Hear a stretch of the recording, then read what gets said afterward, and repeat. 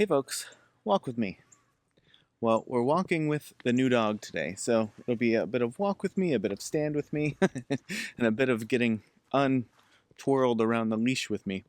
But I wanted to talk today about this connection that keeps popping up between our second president, John Adams, and our current president, Trump.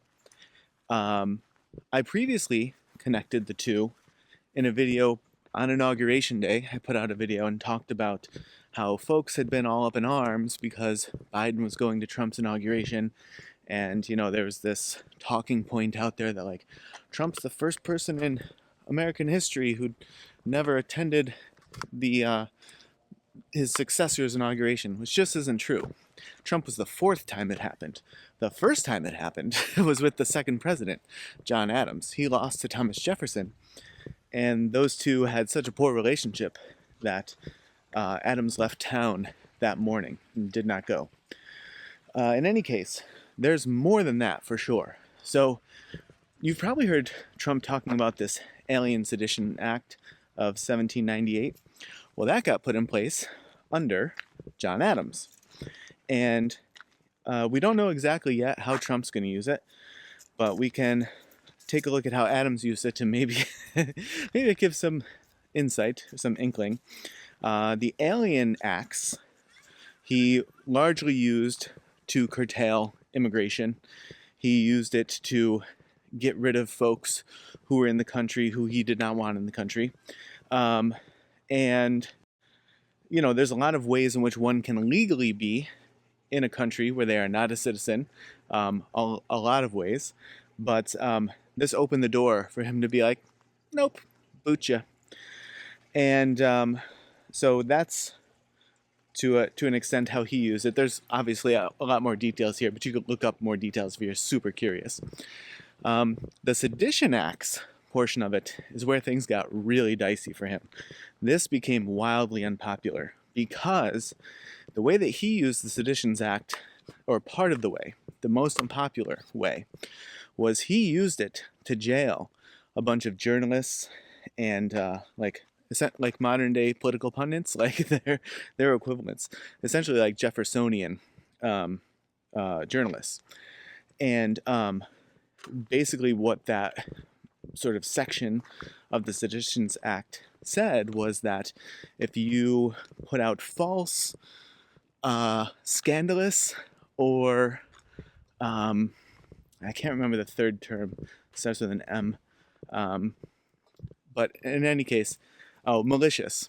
Yeah, so false, scandalous, or malicious information about the government. So, like, if you're saying anything that they deem to be false, or scandalous, or malicious, then they can jail you.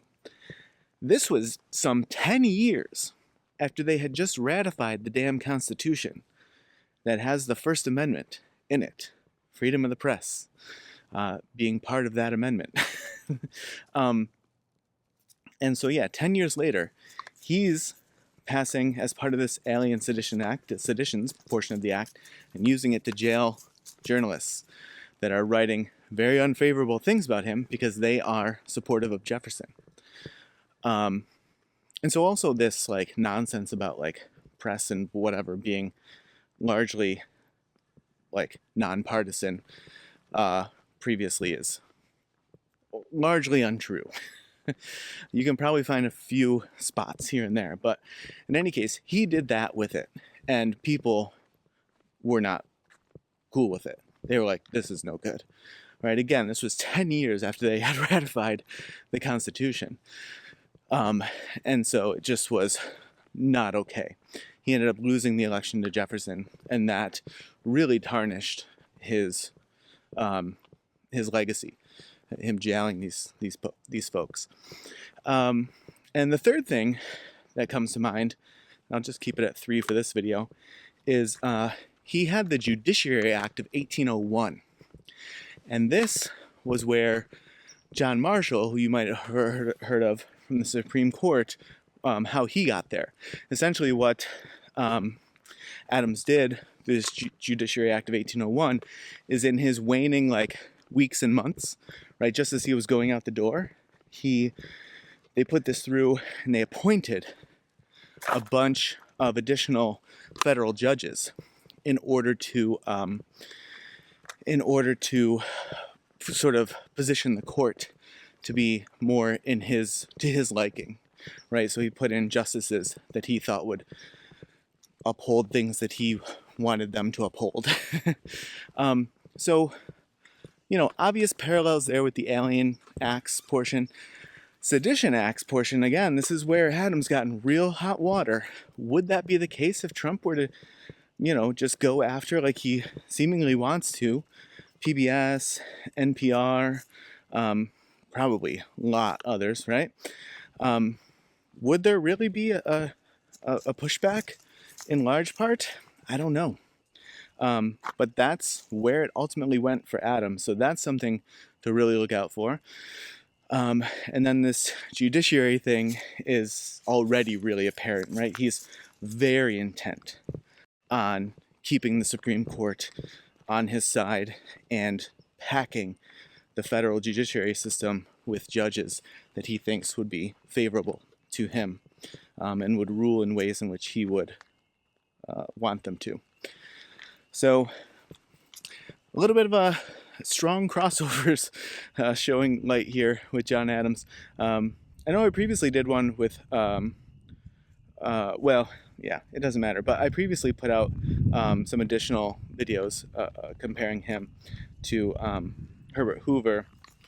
That seemed to get some good traction, and so I was wondering if this was interesting to folks to sort of see the parallels, because things seem so chaotic and wacky and like never happened before to a lot of people, and in many cases that just isn't true. I understand it's probably more upending or scary or whatever because you're not reading about it in a book, you are experiencing it in real life. But in many ways this is a lot of what the American experience and experiment has been about, is a lot of these, where's the line here, what are these gray areas, how far can someone push, how does the balance of power work, how do we interpret these words of the Constitution, right?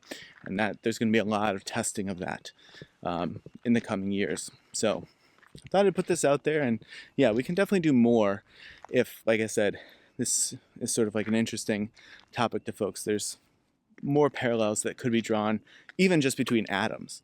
But there's also more parallels that could be drawn between the other two presidents who didn't attend the inauguration of their successor. One of which, maybe this, is this telling of the future? One of which was John Quincy Adams, who was the son of John Adams. So that whole like George H.W. Bush thing had happened a long time ago. I don't know. Is that foreshadowing of one of Trump's children? I don't know. But yeah, we could get into more. We could talk about more relationships, like I said, if these are interesting to folks. And if not, then not. But I find them quite interesting, to be honest. Again, if for no other reason than to say, look, like things aren't always as unique and rare of a moment as you think they are. They're just like really in your face and compounded by the social media experience that we're having today, and everything just always being accessible to everyone all the time. All right, folks. Well, if you walked with me and Mr. Doggo here, I certainly appreciate it. Or if you watched along, that's just as well. And I will see you in the next video.